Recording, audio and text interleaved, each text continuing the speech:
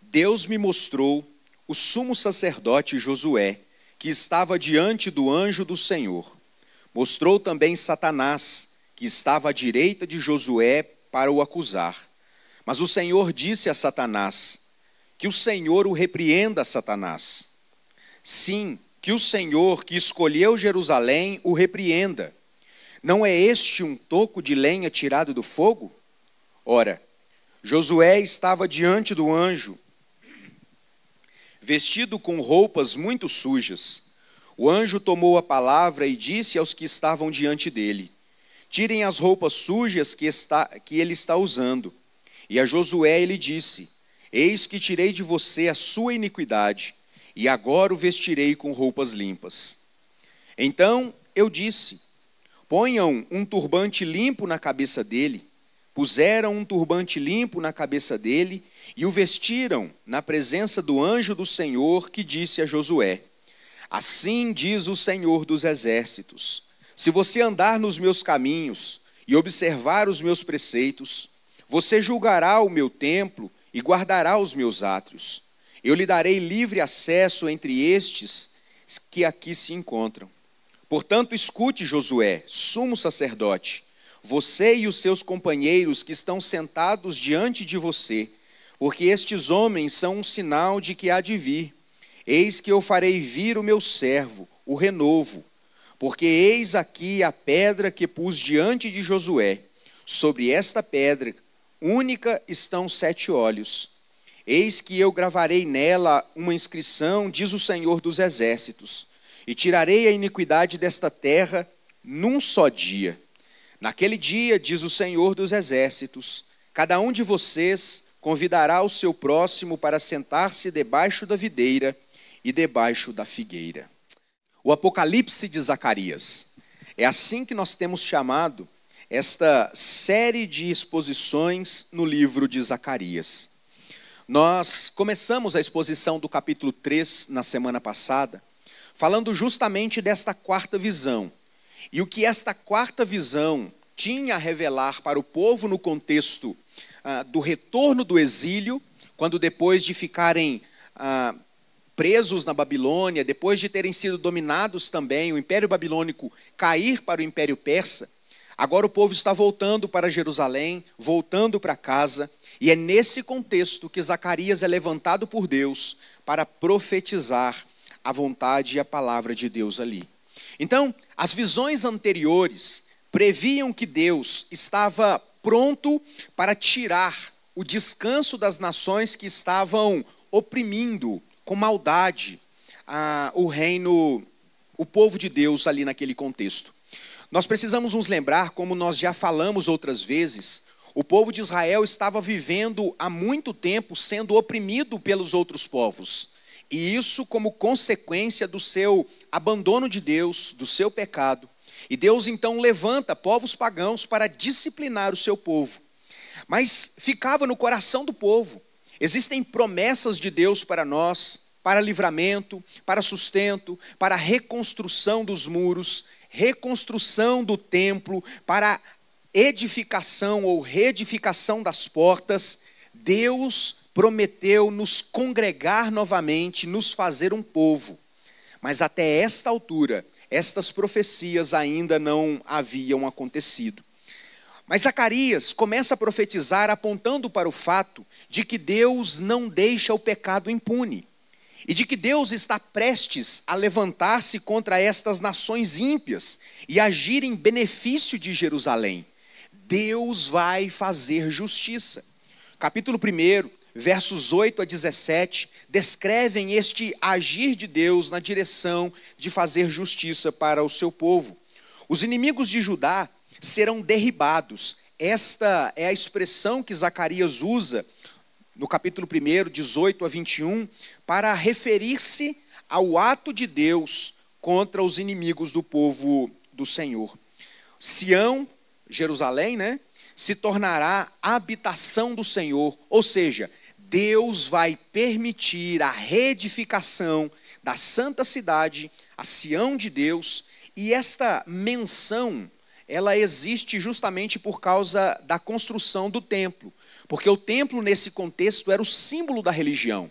Era onde Deus recebia os sacrifícios, era onde Deus era cultuado. E Deus, então, está prometendo que Ele tornará a habitar na Sião. Capítulo 2, versos 1 a 3. No entanto, como nós percebemos, pelo menos aqueles que estiveram desde o primeiro capítulo, estas coisas ainda não haviam acontecido. Então nós precisamos olhar para o capítulo 3 do livro de Zacarias com esta pergunta: por que as promessas de Deus para o livramento do povo, para a prosperidade do povo, para a reedificação do povo, ainda não haviam se concretizado? Deus havia prometido, o tempo havia chegado, mas nada ainda havia acontecido.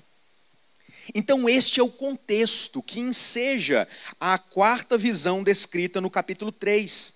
Deus nunca vai agir em meio ao pecado. Esta é a lição do capítulo 3. Era necessário uma transformação moral e espiritual no meio do povo. Nós sabemos que o povo havia voltado do exílio, mas o coração do povo parecia ter ficado lá. Nas visões que o profeta anunciou até agora, Deus havia falado sobre restauração, sobre retornar à sua glória, sobre reunir o povo numa nação, mas era necessário que o povo voltasse para Deus. Porque percebamos, o exílio babilônico e depois a dominação persa, na verdade, serviu como propósito de disciplinar o povo.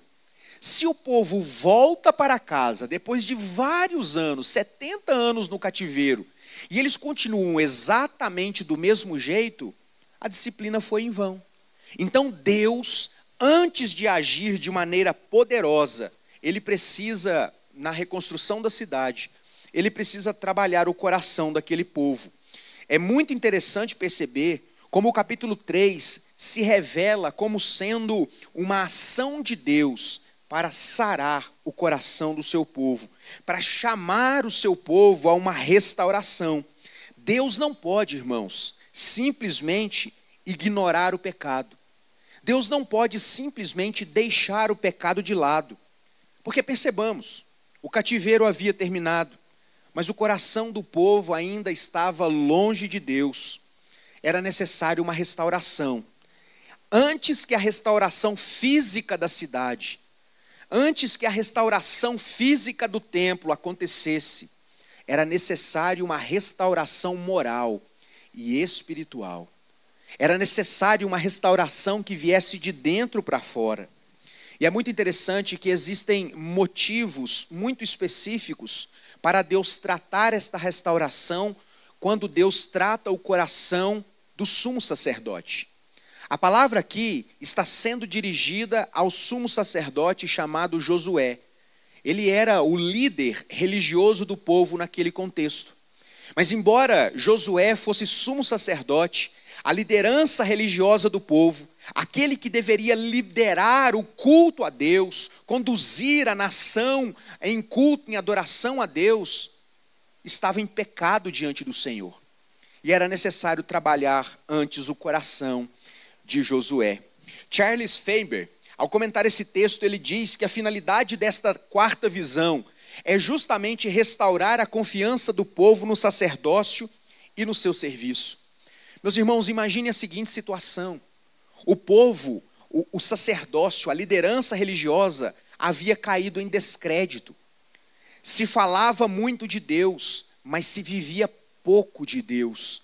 Era necessário, portanto, que o povo voltasse a olhar para as lideranças religiosas, e aqui tipificada no sumo sacerdote Josué, e pudessem ver em Josué, de fato, um servo de Deus, e assim confiar no ofício de Josué, que era muito importante. Naquele tempo, existia aquilo que nós chamamos de mediação necessária. O povo não se achegava diretamente para Deus como nós fazemos hoje. Você não precisa da mediação do pastor, do líder, quem quer que seja, para abrir o seu coração diante de Deus, para confessar a Deus os seus pecados, para clamar por uma intervenção de Deus. Você pode fazer isso, porque Jesus Cristo morreu na cruz do Calvário, e o véu do templo se rasgou. nós temos livre acesso à presença santíssima de Deus. Mas esta não era uma realidade nos tempos de Josué. Então Deus instituiu o sacerdote e o sacerdócio como sendo um elo de ligação, onde o povo ofertava os animais, e esse mediador, o sumo sacerdote, ele oferecia esses animais em sacrifício a Deus, intermediando, ligando o povo à presença de Deus. No dia do perdão, no Yom Kippur, descrito no Antigo Testamento, o sumo sacerdote entrava no Santo dos Santos para oferecer esse sacrifício diante de Deus, para que Deus fosse adorado naquele lugar. Agora, meus irmãos, este que está representando o povo está sendo revelado como uma pessoa que se corrompeu, estava em pecado diante de Deus. Então Deus vai tratar o coração primeiro da liderança. Deus vai chamar Josué, e Deus não apenas aponta para os pecados de Josué, mas também Deus oferece reconciliação, perdão para Josué.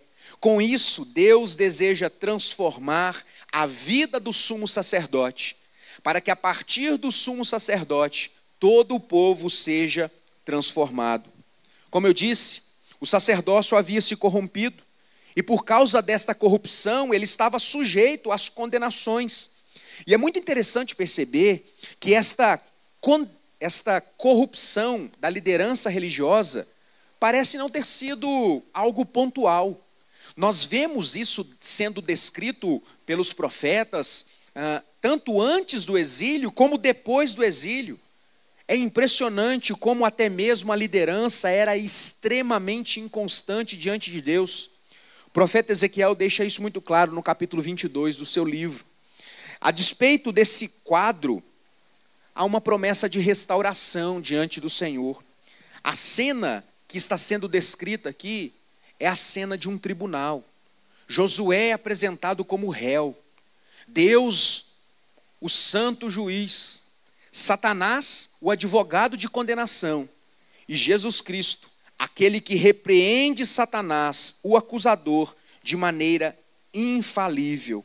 O próprio Senhor usa argumentos irresistíveis na defesa vitoriosa de Josué.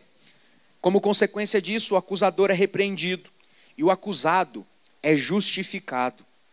Concluímos que a ação divina na vida de Josué, o sumo sacerdote, tem como resultado não apenas o perdão, mas também a justificação, a santificação e o serviço.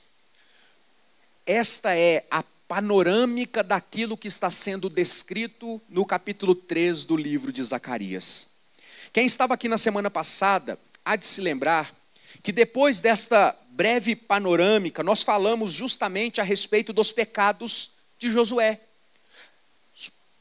Quais eram as acusações que pesavam sobre o sumo sacerdote? Nós vimos, o texto descreve de maneira relativamente clara que Josué se apresentava diante de Deus, mas ele era desqualificado por causa dos seus pecados. A sua roupa sacerdotal suja era símbolo da iniquidade interior. A vestimenta exterior era, na verdade, um símbolo da imundícia do coração de Josué. Como consequência disso, o texto também vai descrever que Josué é apresentado como um líder com vestimentas sacerdotais sujas e um turbante sujo. O turbante é o símbolo da liderança religiosa do povo. Então, como consequência do seu pecado, Josué acabou perdendo a autoridade espiritual sobre o povo. E isso acontece, meus irmãos, com todos nós, a começar de mim, que sou pastor. Mas isso acontece com cada crente que é ministro de Deus, que é sacerdote de Deus. Nós cremos no sacerdócio universal de todos os crentes. Em alguma medida, nós somos referência para alguém. E quando nós vivemos deliberadamente uma vida pecaminosa, nós somos, por isso, desqualificados. A culpa do pecado tira de nós o poder do Espírito. e nós já não mais fazemos a obra de Deus. E nós não fazemos a obra de Deus como deveríamos, porque perdemos a autoridade espiritual. Então, esta era justamente a necessidade de uma reforma, porque o sacerdócio estava corrompido.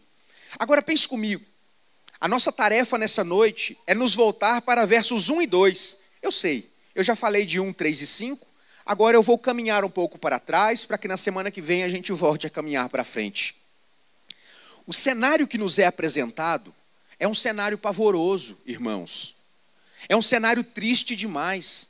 O povo havia passado 70 anos no cativeiro babilônico. Eles estão voltando para a terra prometida. Deus estava mais uma vez cumprindo a sua promessa para com o povo. E não é que o povo parece não ter aprendido? E não é que a corrupção parecia estar tão fortemente instaurada no coração do povo, que até mesmo quem deveria ser a voz profética de Deus, a liderança religiosa naquele contexto, estava corrompida. Josué estava desqualificado. Então a visão das pessoas era de desesperança. Se até mesmo quem deveria zelar pela religião se depravou, se até mesmo quem deveria nos ligar à presença de Deus está desqualificado para isso, certamente não há mais esperança para nós. Então hoje eu gostaria de chamar a sua atenção para que pensássemos a respeito da possibilidade desta restauração. E eu quero começar com a seguinte pergunta: irmãos, é possível uma restauração completa num ambiente de caos? É uma pergunta. É possível? Sim ou não?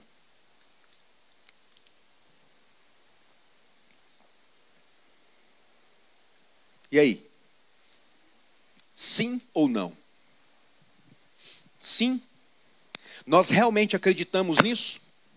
Nós acreditamos que é possível haver uma profunda restauração quando o ambiente é de um caos instaurado, estruturado e enraizado? Todos creem nisso? Sim? Guardem essa resposta, nós usaremos ela daqui a pouco. Quando nós olhamos para o texto, nós aprenderemos que sim, se foi Deus que prometeu esta completa restauração, Ele há de cumprir esta restauração. Nós de fato somos incapazes de solucionar os nossos próprios problemas, irmãos. Nós não temos condições de nos livrar a nós mesmos da nossa condenação. Mas Deus é suficientemente capaz, não apenas para nos justificar, como Ele fez, mas também para nos santificar e mudar completamente a nossa vida. Não é assim que nós cremos? Não é assim que nós declaramos quando alguém tem um encontro com Jesus e ele se converte? Nós chamamos isso de conversão. E conversão não é mudança de rota. Conversão não é a adesão a um novo caminho. E quando nós olhamos para a palavra de Deus, Jesus Cristo não é descrito como esse novo caminho. Então conversão é uma mudança radical, não apenas de caminho, mas também de destino. Agora, uma mudança radical como essa só é possível se Deus é quem agir no meio do povo. E eu queria então destacar aqui algumas informações importantes, e para isso eu quero chamar a sua atenção. Em primeiro lugar, esta restauração que está acontecendo em Josué e na vida do povo é baseada na presença de Deus. Olha o que diz o verso 1. Deus me mostrou o sumo sacerdote Josué, que estava diante do anjo do Senhor. Como nós já dissemos em exposições passadas, o anjo do Senhor descrito aqui é, na verdade, uma revelação teofânica de Deus, imediata de Deus, uma aparição pré-encarnada do próprio Cristo. Então perceba que Josué está diante do próprio Senhor. E isso nos faz pensar que todas as vezes que nós estamos de fato diante de Deus, há esperança para nós. A restauração é possível, porque Deus, e só Deus, é rico em misericórdia. Só Deus é rico em misericórdia. Só Ele é capaz, de fato, de nos perdoar. Todas as vezes que nós estamos diante da presença de Deus, nós podemos ser completamente transformados. Irmãos, se nós cremos que uma restauração é possível, nós também precisamos crer que esta restauração depende da presença de Deus. O que eu quero dizer com isso é que se nessa noite nós precisamos nos reencontrar, nos reconectar com Deus, se nós precisamos ter áreas da nossa vida restauradas, nós não conseguiremos encontrar restauração longe da presença de Deus. É necessário que nós reconheçamos esta necessidade. Segunda informação importante: esta restauração é uma ação de Deus e é baseada na graça eletiva de Deus. Olha a situação ficando mais espinhosa para alguns. Verso 2 vai dizer o seguinte: mas o Senhor disse a Satanás, perceba, Jesus aqui está defendendo Josué, o sumo sacerdote, e apresentando um argumento que é final, cabal, que é impossível de ser refutado. O Senhor está dizendo que o Senhor o repreenda, Satanás. Sim, o Senhor que escolheu Jerusalém o repreenda. Não é este um toco de lenha tirado do fogo? Que o Senhor que escolheu Jerusalém o repreenda. Irmãos, a restauração está justamente baseada no ato soberano de Deus de escolher para si um povo. E aqueles que vêm ao Senhor, como nos diz o texto sagrado, de modo algum é lançado fora. A condição de Josué parecia de fato ser um caso insustentável.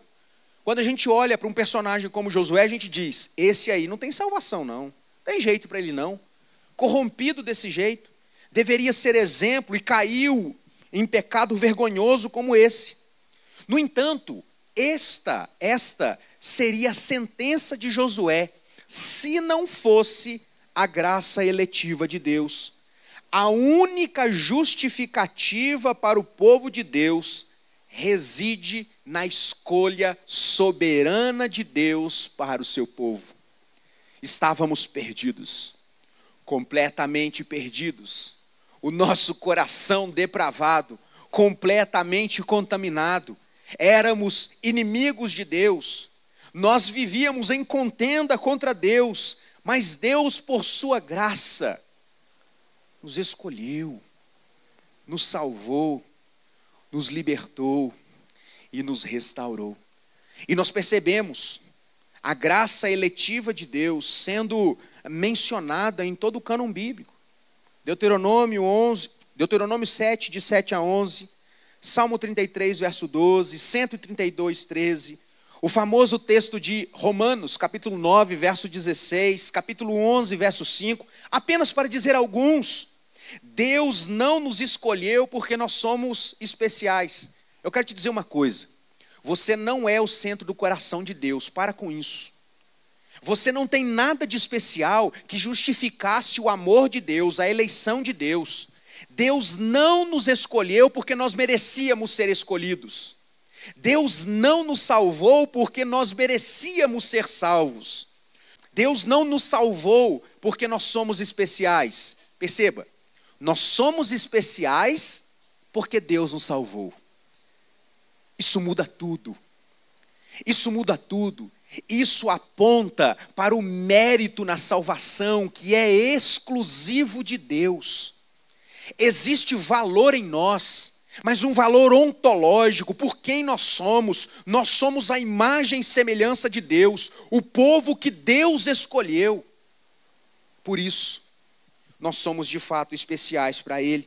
Por isso, Deus pagou um preço altíssimo na cruz do Calvário. E esta é a terceira informação importante dessa noite. Esta restauração está baseada no resgate. Verso 2. O texto diz: mas o Senhor lhe repreenda, Satanás. Sim, o Senhor repreenda. O Senhor que escolheu Jerusalém o repreenda. O povo de fato tinha sofrido as consequências da disciplina, tinha sofrido o cativeiro, estava sofrendo o desespero. Mas sabe o que é interessante? Deus jamais permite que o seu povo seja completamente destruído. Deus sempre reserva para si um contingente que lhe é fiel. O texto está dizendo que Deus puniu Israel no cativeiro babilônico. É este o contexto da profecia de Zacarias. Mas quando nós olhamos para o texto, nós percebemos que apesar da disciplina, Deus guardou um povo para si. Deus não permitiu a aniquilação do seu povo. A mesma mão que tirou do fogo o tição, já chamuscado para ser consumido, como aqui é descrito no verso 2, não lançaria o tição, na verdade o povo, de volta no fogo. As Escrituras, ao longo de todo o relato bíblico, costumam comparar o sofrimento de Israel com a passagem pelo fogo. Eu separei algumas citações só para os irmãos perceberem a conexão. As provações do povo no tempo do Egito foram como uma fornalha. É assim que Moisés descreve em Deuteronômio, capítulo 4, verso 2. O exílio da Babilônia é comparado ao ser refinado pelo fogo. Esta é a expressão de Isaías no capítulo 48 e também no capítulo 43. Embora, de fato, não exista nada em nós que justifique o amor de Deus, Ele resolveu pagar o preço para nos ter para si. Você já parou para pensar nisso, irmãos? O nosso caso era um caso perdido. Nós estávamos condenados ao inferno. Mas esta restauração está embasada justamente no resgate de Deus, em Deus transformar pecadores em filhos, herdeiros, co-herdeiros de Cristo. Você já parou para pensar nisso? Embora nós não tenhamos valor moral, nós temos valor ontológico. Nós temos valor porque nós somos povo de Deus. Deus não nos salvou porque nós somos valiosos. Nós somos valiosos porque Deus nos salvou. E quando nós olhamos para esse texto, nós percebemos então que uma restauração é possível, mas ela só é possível se for feita por Deus, se tiver como base esta eleição de Deus e se tiver como premissa o resgate de Deus. A maioria dos irmãos, eu não vou dizer todos, porque nem todos responderam. A maioria dos irmãos aqui, pessoalmente, responderam que acreditam numa restauração. Não foi isso? Por que muitas vezes nós não agimos assim em relação à nossa vida prática? Por que nós não oramos como devíamos pelo estado deplorável que está a nossa nação? Por que embora acreditemos na possibilidade de uma restauração profunda, de uma conversão que leve o povo a se dobrar diante de Deus, muitas vezes nós não acreditamos mais? Há muito tempo nós deixamos de orar pelos nossos líderes. Eu estou generalizando propositalmente. Há muito tempo nós achamos mais fácil rir de uma mensagem distorcida do evangelho nas redes sociais e não oramos por isso. Partilhadas como se fossem evangelho, mas não oramos como devíamos para que Deus de fato restaure.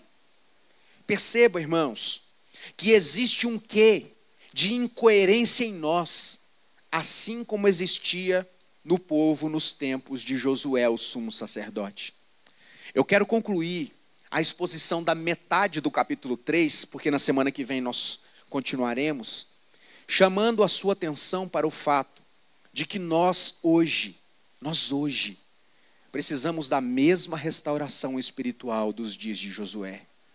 Nós hoje precisamos colocar diante de Deus os nossos pecados confessados, Nós hoje precisamos pedir para que Deus nos revista de autoridade que venha do céu. Nós hoje precisamos entender que não é a nossa religiosidade mecânica que nos leva à presença de Deus, mas o culto, aquilo que nós fazemos, deve ser consequência de um relacionamento. Se nós não entendermos esta sequência, serviço como consequência de relacionamento, nós incorreremos no erro trágico do sumo sacerdote Josué. Ele estava servindo a Deus, ele estava oficiando, mas ele naquele contexto, desaprovado, porque era incoerente. A situação do sumo sacerdote parecia sem salvação, mas nós aprendemos nesse texto que agindo Deus, nem o próprio Satanás pode impedir. Que o Senhor repreenda Satanás, porque foi o Senhor que escolheu esse povo. Nós precisamos crer nisso, irmãos. Nós precisamos crer nessa restauração. Todo aquele por quem Cristo morreu, todo aquele por quem Jesus derramou o seu sangue valioso, não perecerá. O apóstolo Paulo, certa vez afirmou, escrevendo a carta aos Romanos, no capítulo 8, versos 30 e 31, ele diz assim: aos que Deus predestinou, condição eletiva, a estes também chamou. Aos que chamou, a estes justificou. E aos que justificou, a estes glorificou. Ele termina dizendo: se Deus é por nós, quem será contra nós? A minha oração é para que esse texto traga de fato instrução para nós. E que saiamos daqui nessa noite, irmãos, não apenas com uma convicção verbal de que Deus pode agir, mas com atitudes que comprovem esta fé que nós dizemos ter no coração. Se nós cremos que Deus é capaz de dar vida àquilo que parece estar morto, nós precisamos começar urgentemente a colocar o nosso joelho no chão e clamar a Deus por um avivamento espiritual na nossa geração. Nós precisamos pedir para que Deus restaure a igreja brasileira.